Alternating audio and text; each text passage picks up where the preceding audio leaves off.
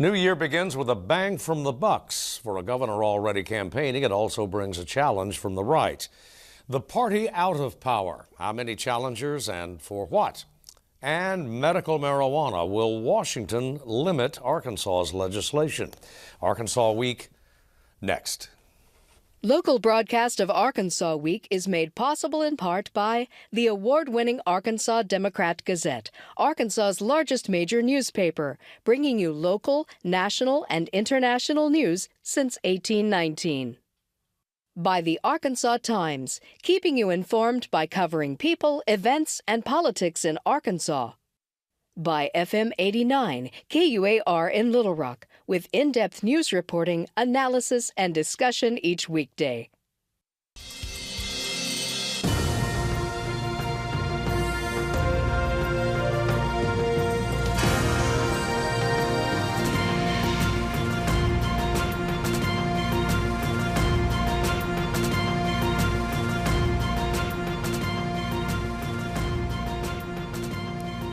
Hello again, everyone. Thanks for joining us for Arkansas Week.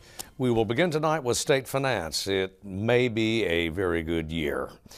Michael Hiblin joins us from KUAR Public Radio in Central Arkansas. Lance Turner, reporter and columnist for Arkansas Business, and Hal Bass from the political science staff at Ouachita Baptist University. Lance, the revenue report for December, collections report for December came in.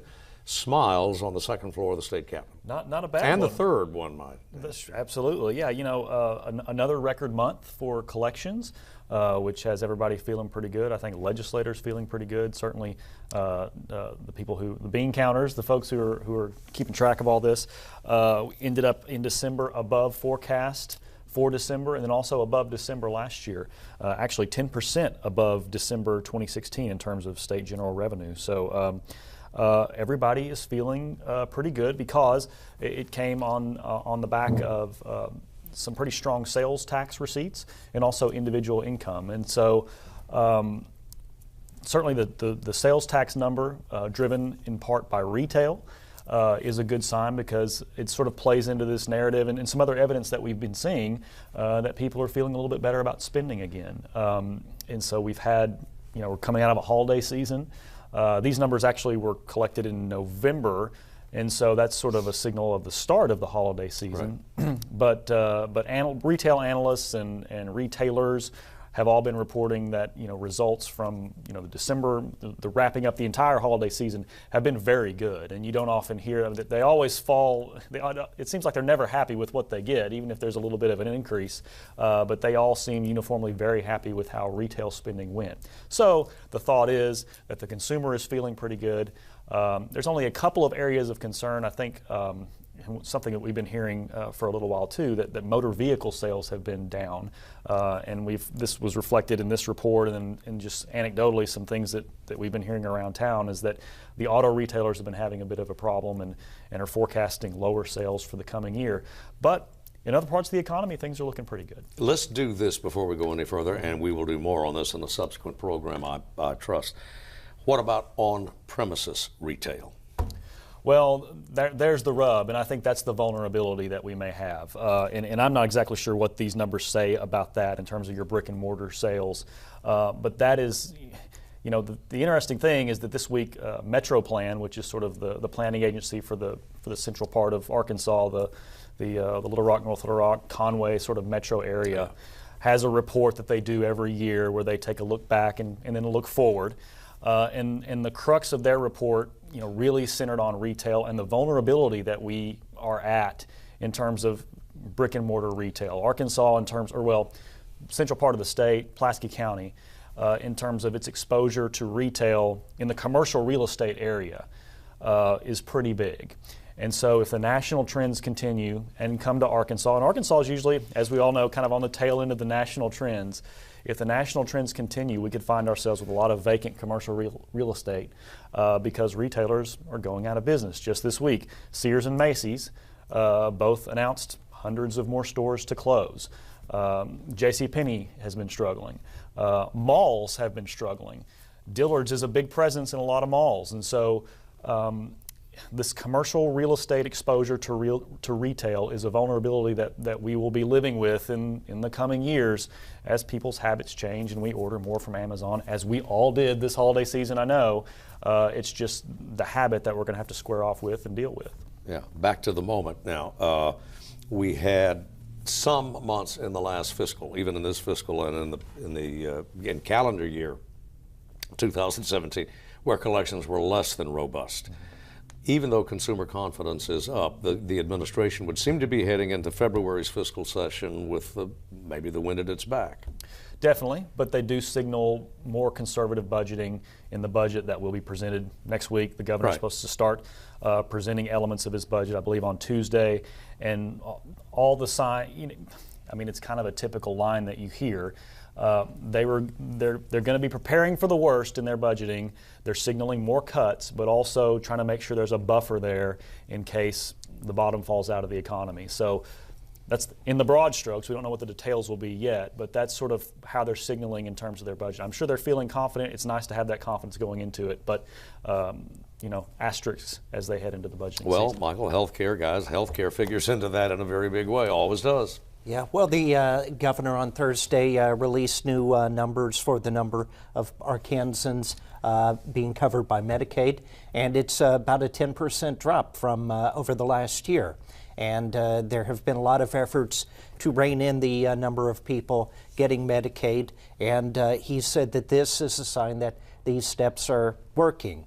There's been a task force that has recommended changes, but he also suggested that there are more people working now than ever before in Arkansas history, and this is reflective of a positive trend in the economy, that more people are moving up the ladder and not needing to be on Medicaid. He also said that this is reflective of the efforts to crack down, check on eligibility. There have been more efforts to work with the Department of Workforce Services, make sure that the people who are receiving Medicaid services are indeed eligible. But he appeared with the Department of Human Services Director Cindy Gillespie and said this was a really good news. He was really happy with this because this is a big drain on the budget. This has been a fear. Partly the state's Medicaid expansion will continue to grow in the percentage that the state has to pay on that, and that's been a concern from the very beginning when former Governor Beebe brought this in, is the expanding part of Arkansas's requirement on this. So the fact that the Medicaid rolls are down 117,000 people over the last year, the governor took that as good news. And as Lance said, next week he will be presenting his proposed budget to the Joint Budget Committee, and said that he hopes this will be a good indicator that there will be support, because that's been a question, whether or not there will be legislative support in the coming fiscal session to continue this Medicaid expansion. The governor needs 3/4 support to get it. Took a couple of tries last year. And there's some uncertainty in the Senate. You've had a couple of positions that where senators have left office, and there's some uncertainty. So the governor is hoping that this will put the wind at his back and just be a good indicator and help lawmakers feel good going into this session. Talked to a couple of healthcare administrators, financial types, in the last 24 hours, Hal, and they're wary. Yeah. Uncompensated care. Sure. You know. I think the timing of these reports, both the revenue reports and the Medicaid enrollment reports, are very advantageous to Governor Hutchinson at this point in time, as he's trying to essentially grease the skids for his budget proposal and get a positive reaction. I do think that the health care costs that are looming out there have to be a matter of major concern as we find ourselves here in Arkansas poised to pick up a bigger portion of the tab. And the other looming concern, I think, has to be, from a macroeconomic perspective, that the business cycle remains in effect, and periods of expansion are followed by periods of contraction. We've had a very lengthy expansion by historical standards. And the stock market is now, I think the term was employed several, irrational exuberance that was used about 15 years ago. It's over 25,000 down.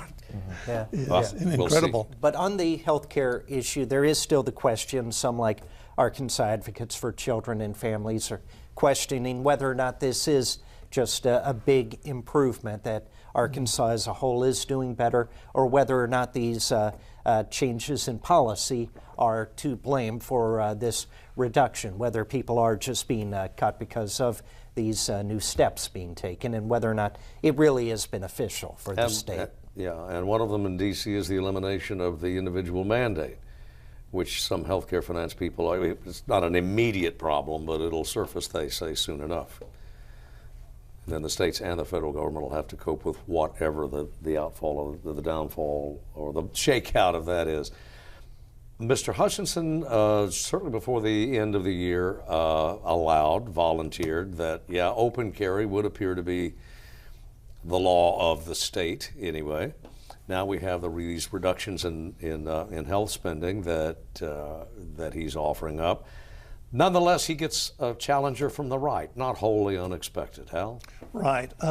Jan Morgan, the gun range owner from Hot Springs, made official what she'd already signaled, and that is that she is going to try to ride an anti-establishment tide that has been present elsewhere within the Republican Party throughout the country, and see if she can upset an incumbent Republican governor in the primary. Her issue agenda is gun rights, opposition to Medicare expansion, opposition to immigration. She's certainly a pro-nativist advocate here. Certainly, there are signals out there that there might be an audience for this agenda, but it's hard for me to see how she has all that much room to outflank Hutchinson in the Republican Party electorate. Some folks point to the Alabama parallel. I don't think it's a particularly good one compared with the incumbent senator there, who was an appointee as opposed to having an elective base. Hutchinson's in a much stronger position. Unlike Roy Moore, she does not have her own established political base that she's developed over the decades. So while there's a scenario out there, I'm pretty skeptical at this point. Yeah. And it's worth noting, before the governor's press conference Thursday, a lot of us reporters were just talking about the fact that so far Jan Morgan has not done any interviews. She has not come out even to the state newspaper or anyone else. We've had requests into her for interviews, and she hasn't made herself available. You haven't had the standard. Normally when candidates come out, they are available on the day they make their announcement, and it doesn't seem that she has the organizational level at this point. You don't see the kind of structure you would normally have in a serious campaign. It's mainly been on Facebook,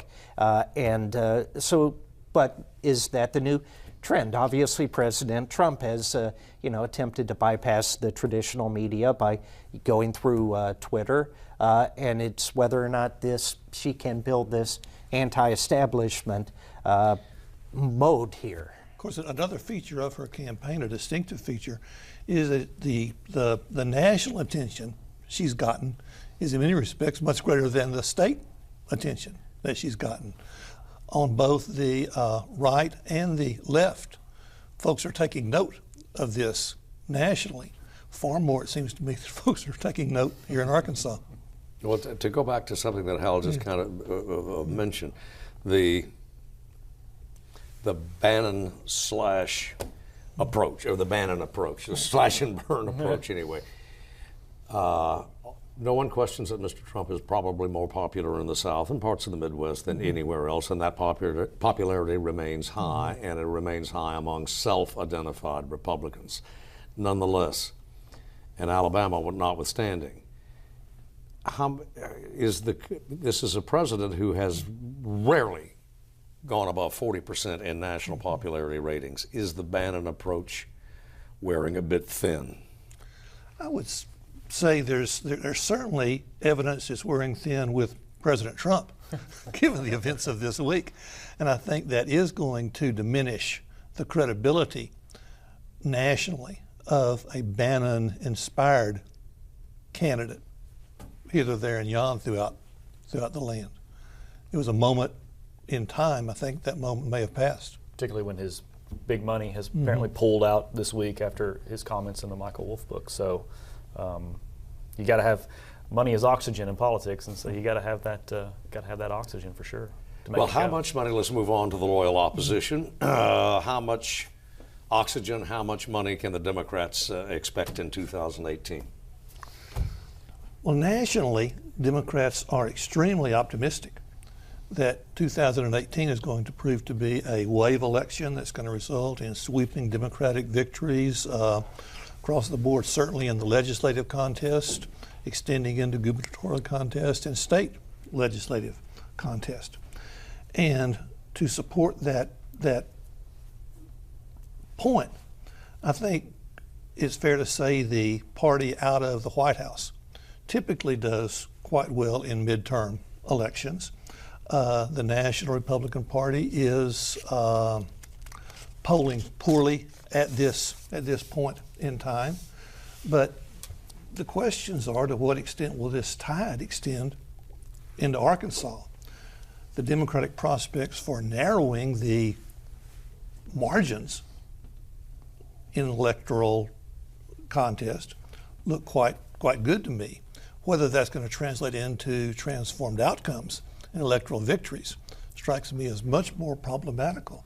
And the key question is going to be candidate recruitment. 2 years ago, Democrats were not even contesting many races here in Arkansas. All the signs suggest, as the filing deadlines, loom in a couple of months, that we're going to see races this time around.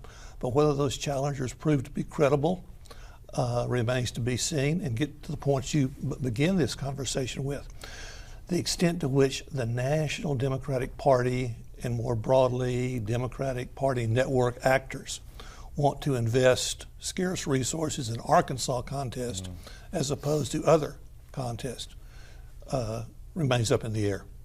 Well, we've talked about it on this broadcast before, and if there is a seat among Arkansas's 4 that the Democrats lust after the most, it would be the second district, now represented by Mr. Hill. And there are announced candidates and there are prospective candidates out there who strike me as having a certain level of credibility if everything falls into line and if indeed there is a national wave. It's hard for me to see Arkansas-specific forces and factors altering the status quo. It is at least conceivable to see some sort of national trend engulfing Arkansas. Well, at the state legislative level at all as well, there are, I think we're now up to, the Democrats are now up to about 24, 25 seats that they're targeting, maybe more. I haven't checked it in the last couple of days. Yeah. Still a question of money, candidates, and breathing room.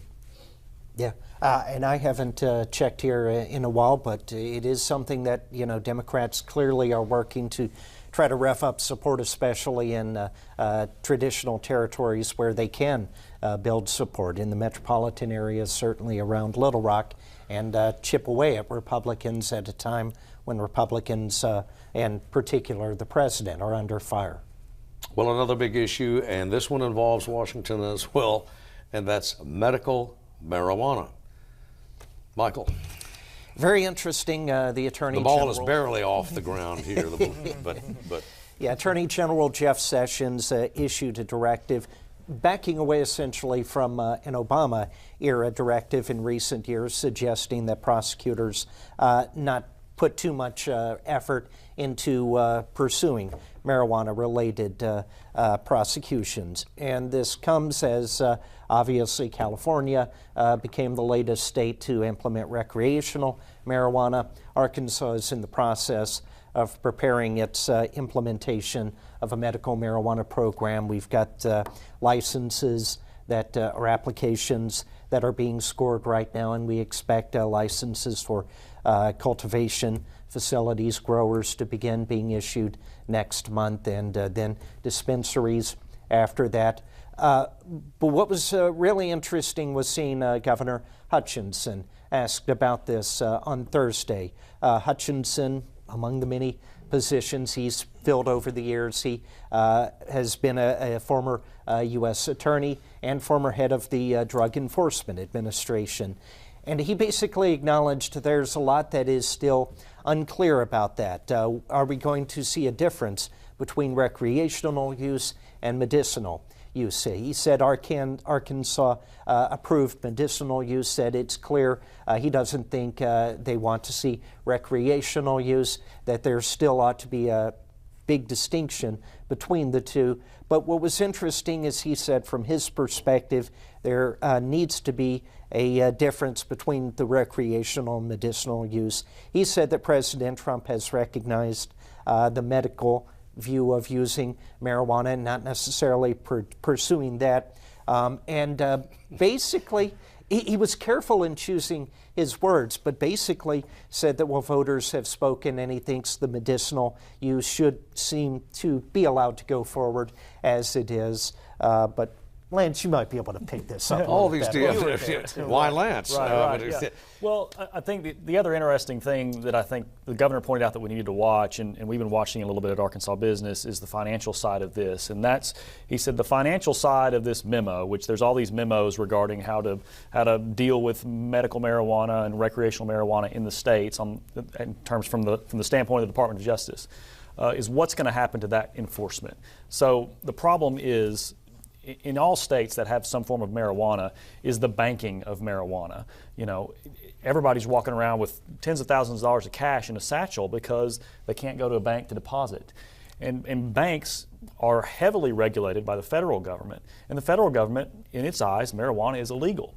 So banks are already hypersensitive to any kind of federal regulation. Well, this adds a complete other layer of complexity to that. And so the result has been most banks, including here in Arkansas, are not interested in getting involved in the medical marijuana banking business at all. And so there's been a couple that have already said that they're going to try to wade into these waters here in the state. There's a small bank called Home Bank out of southeast Arkansas.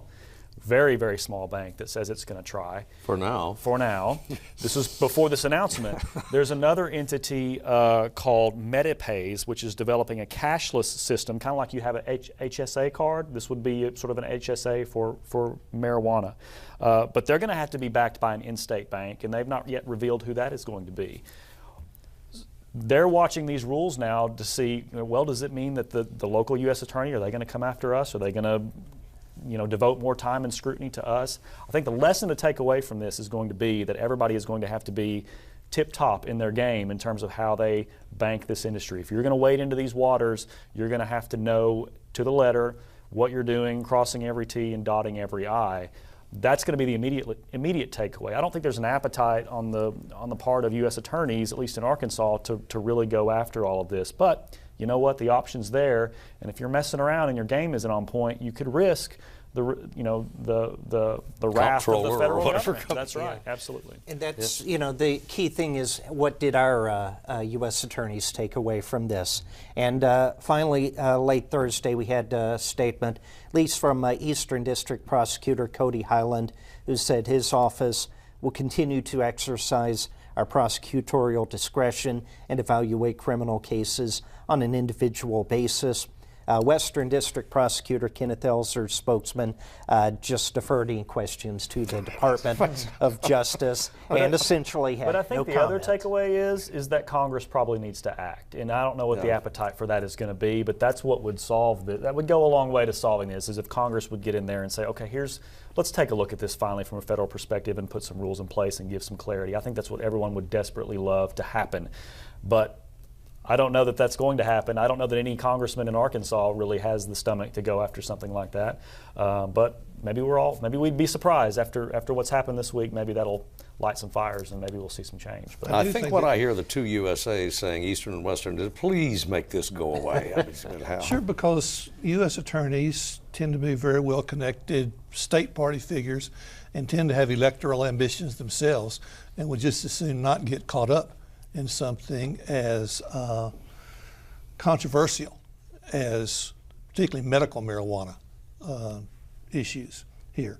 I do agree with Lance that the heightened uncertainty is going to discourage the business side of this in terms of investing capital in these enterprises. And I wonder, going back to the midterm elections, whether we might see nationally and even here in Arkansas, this marijuana question becoming a wedge issue involved in mobilizing and polarizing the electorate. Got to end it there because we're simply out of time. Guys, thanks to you for coming in. As always, thanks to you for watching. See you next week.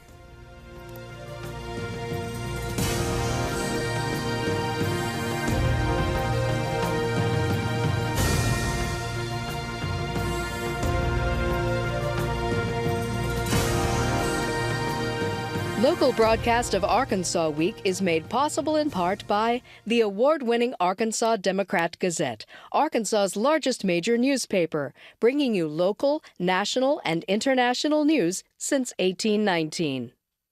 By the Arkansas Times, keeping you informed by covering people, events, and politics in Arkansas.